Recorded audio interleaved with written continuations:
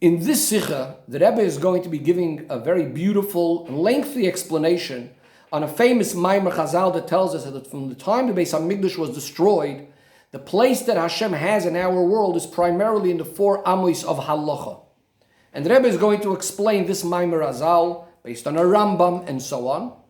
But in the beginning of the end of the Sikha, this is all going to be tied together with something that happens at the beginning of Parshas Yisro. It's a very long Sikha, so we're just going to sort of try to give a more of an overview of the flow of the Sikha.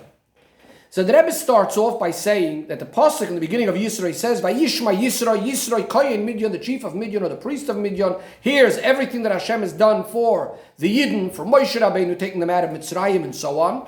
Chazal ask, and Rashi brings it, "Mashmu Hashamo Bo." What exactly is it that Yisro heard? And Rashi tells us. Again, Chazal bring three opinions really, that it's Melchemes Amalek, Matan Torah, and Kriyas Yamsuf. And Rashi puts together two of these, and he says the same idea, what did he hear and come? And he says Kriyas Yamsuf and Melchemes Amalek. And the question, of course, is, the Pasuk says exactly what Yisro heard, everything that Hashem did for the Yidden, taking them out of Mitzrayim. What exactly is the problem that Chazal and Rashi need to explain? Another question that Rebbe has is, why is Yisro being actually called with the name Yisro over here, when in fact, we say that Yisro, he's called by this name, there's two parts of the name. He has the name Yeser, which is one name that he had originally, because an extra parsha in the Torah was added as a result of Yisro, and the Vav came as another name, Yisro, because he was Nizgayer and started fulfilling mitzvahs. But in the beginning of this parsha, he's only coming. He wasn't Nizgayer yet. So why is he being called Yisro?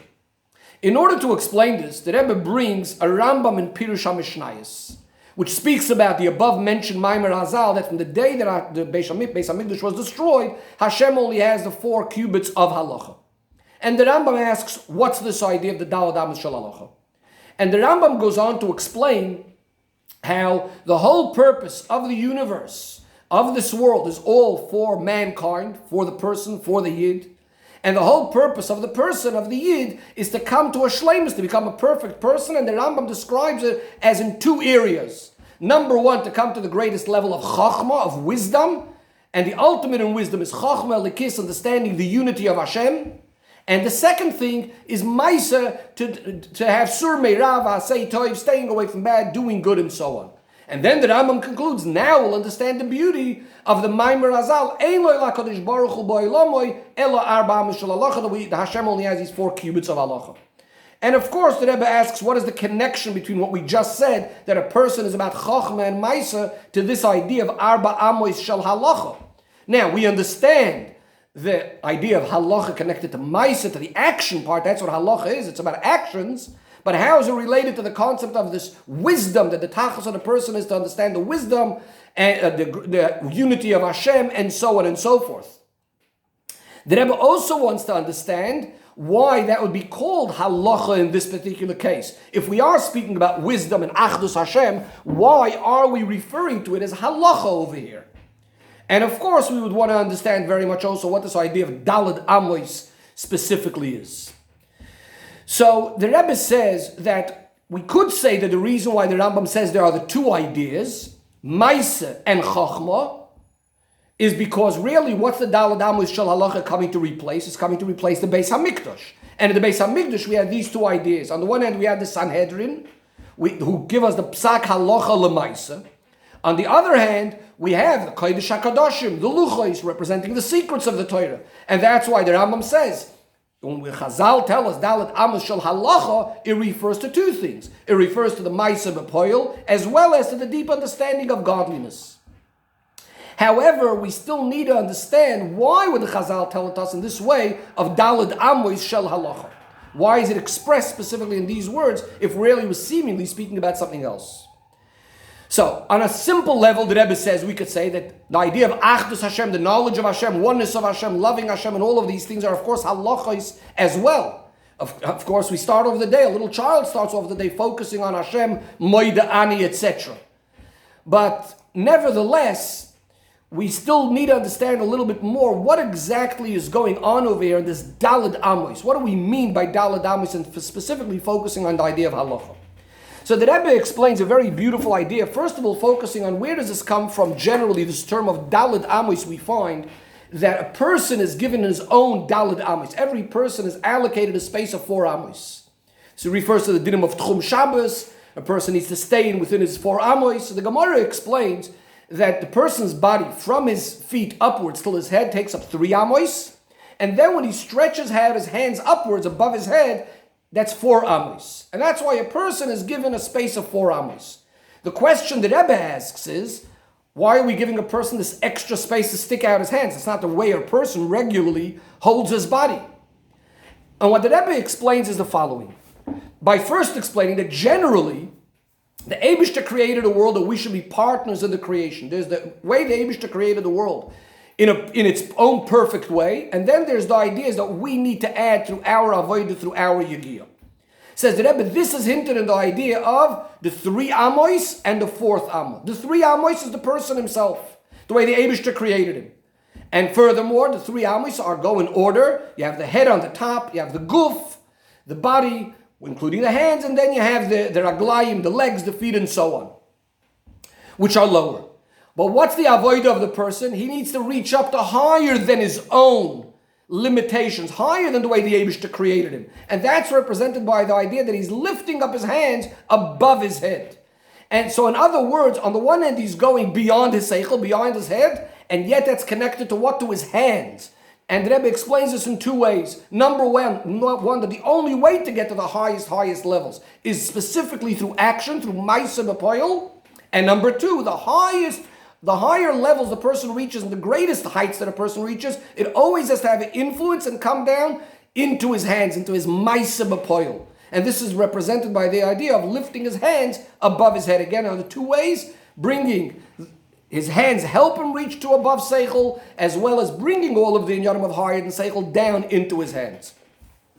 The Rebbe explains, just like as within the person and the world, you also have this within Torah. You have the 3 levels of Torah. Torah is usually divided in Torah, Nevi'im, and Ksuvim, and so on. And then you have the idea of tshuva.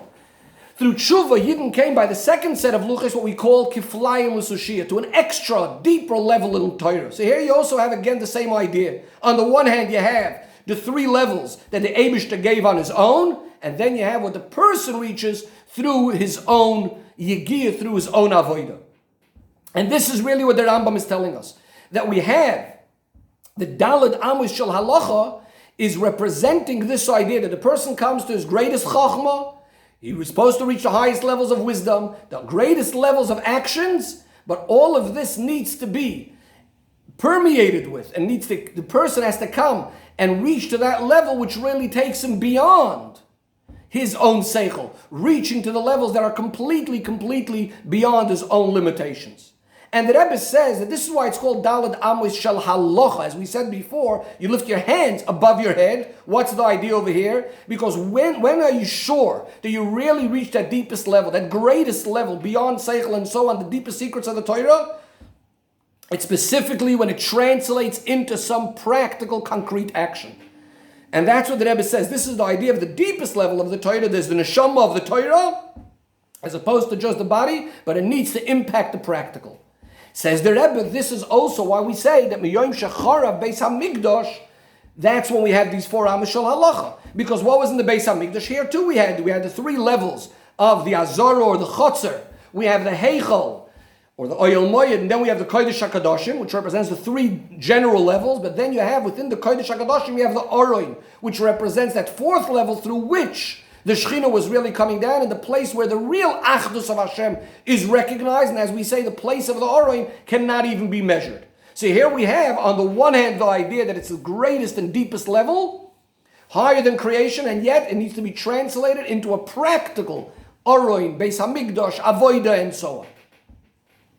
Says the Rebbe that generally, when we come to Matan Torah, we also have these 2 ideas. We have the parts of Torah that are given through us through the Aseres HaDibros, and then you have the fact that Hashem was Nizgala came down by Matan Torah. And this is the 2 ideas of, on the one hand, emphasizing the idea of the Maisa, of the actions, the practical inyanim that come through the Aseres HaDibros, what we need to do in action. Then you have the Achdus Hashem that's expressed by Matan Torah, that Yediyas Elikus. But even that comes through what? Through Vayered Hashem, through an action. That has to come down, Hashem comes down through an action on Har Sinai, and before that even, Moshe Rabbeinu, of course, also has to go up L'mayla. The Rebbe now goes back to explain the questions in regards to Yisro. And the Rebbe explains that Yisro also had these two ideas of Chochmah and Maisa in the greatest way first, as he was still before he converted. So Yisro, first of all, was a priest of Midian, and he was also the chief of Midian. And being the chief of Midian is more about the Maisa B'Poyel, about carrying out the orders of what the king wants and so on and so forth. It's about Maisa B'Poyel. Being the priest of Avodah Zarah represents an idea that he's very, very great in his chokhmah, in his knowledge, in his wisdom. And yet, what happens now after him being perfect in his chokhmah and maisa on the side of klipa? Now he comes to start appreciate that the real chokhmah and the real maisa is specifically in the inyan of Matan Torah, the Yidden, and so on and so forth. And this is what Yisro heard. So the question that Rashi is asking, Mashmu Hashamova. That means to say like this. On the one hand, yes, he appreciates the inyanim of Yiddishkeit, the inyanim of Torah and mitzvahs, and so on and so forth. And that's what says clearly in the Torah. That's why he's in this Gayer. The question is, what caused him to go out of all of his limitations? Because Yisro, although he recognizes that there is an inyan of greatness of Chachma and a greatness of Maisa, which, by the way, is also the two names of Yeser and Yisro. Yeser is that he adds a parsha in the Torah, the Chachma, and Yisro is the Maisa, that he was converted.